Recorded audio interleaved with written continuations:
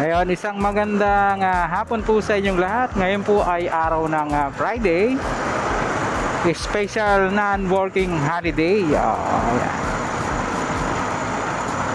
Ika-21 po sa buwan ng Agosto 2026 ang ating pong oras, alas 4:00 punto ng hapon. Kasalukuyan, narito po tayo ngayon sa EDSA Ayala, o approaching tayo ng EDSA Magallanes. Mapansin nyo dito po ginagawa tong sidewalk, no? Yan. Yan po yung ating isi-share sa inyo ngayong araw. Kasi nung nakaraan, nag-advance in po sa atin si Sir Gerald Sunson. Ayan, shoutout po sa'yo. Tingnan ko raw kung mayroon nang ikinakabit na tiles dito sa may, galing daw po yan dito sa may Magallanes hanggang Buendia. So, dito po sa northbound, mayroon tayong nakita. Yan, dyan sa kabila. Iikutan po natin. At dito tayo dadaan sa tunnel.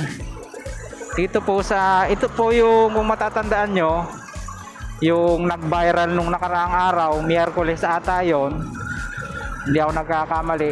Ito pong tunnel na ito, napakalalim ng tubig dito, walang makatawid kahit isa. Ang lakas ng hangin, grabe. Yan, dito po sa lugar na ito, kabayan. At pinuntahan po ito ng GMA News. Nung time po kasi na yun, nasa Laguna tayo, kaya hindi natin siya na-cover, no? Yan. Dito, wala ditong makalusot kahit isa. Napakalalim. Halos puno tong lugar na to. Yan. Nakita nyo, meron siyang ayan, no? Indication. Yung flood warning. Ibig sabihin, flooded area talagang lugar na to. Yan. Tapos itong mga tindahan na to, malamang sarado lahat to. Abot to eh. Or kung mayroon man tubig dito, siguro ano, gutter deep. Yon, mga ganon, no? Kasi medyo mataas siya compare dito. Ayan. Tapos share ko lang sa inyo, kabayan, gumagana na yung traffic light dito, ha. Pero yung mga kakanan papunta ng Pasong Tama Extension ay dire-diretso lang yan. Lagi yung nakagoyang araw na yan. Kaya kung ikaw ay dire-diretso, bawal mo pong i-block yung lugar na yan. Dito lang tayo. Ito na yung EDSA Magallanes Station ng MRT. Isa kabilang yan. At eventually, pag nagawa po yung NSCR dito sa EDSA, magkakaroon daw po yan ng elevated walkway. Diyan dadaan sa gilid ng building na ito. Ito. Ano bang, ano to? Ion Tower? Yan, may pangalan na. Ion Tower. Hindi natin makita ng buo eh.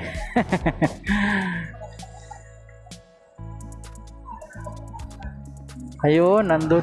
Mamaya, tingnan natin mamaya. Yan, go na. Go. Papakita ko lang po sa inyo yung pag-install ng tactile. Yan daw po ay para sa mga kababayan nating blind o yung bulag. Paano kaya siya mag-work, ano? Kasi bukod dun sa naka-install na tiles, mayroon siyang kulay dilaw na nakalinya.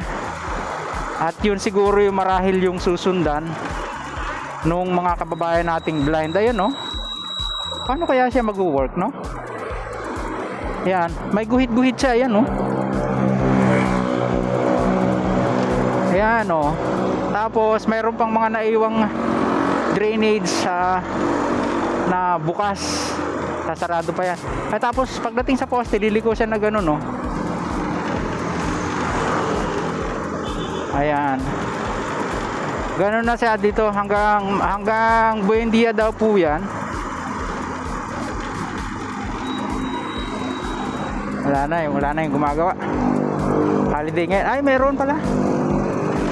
Ayan, no?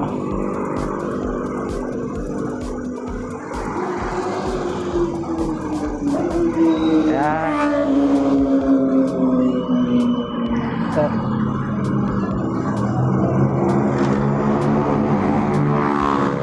medyo matagal-tagal na tong project na to. Siguro mga buwan na rin to. Ganun pala ang gagawin sa kanya. Kabayan, ayan, no?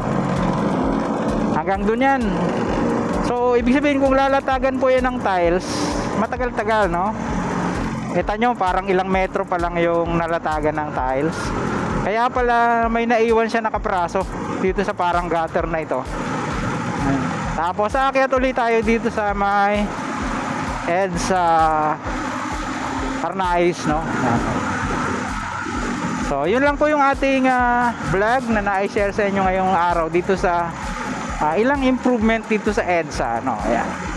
Particular dito po sa EDSA Magallanes to EDSA dito sa may Arnaiz Avenue. Sa mga ilang po napagawi sa ating munting channel, sana huwag niyong kalimutang mag-like at mag-subscribe. Pakipindot po ang notification bell para lagi po tayong updated anytime na mag-upload po tayo ng video. Ito pong muli si Kabayang Alex, lagi nagpapaalala. Mag-ingat po tayo, lagi tayong manalangin at magpasalamat sa Diyos. See you po on my next vlog at willing. Hasta bye bye.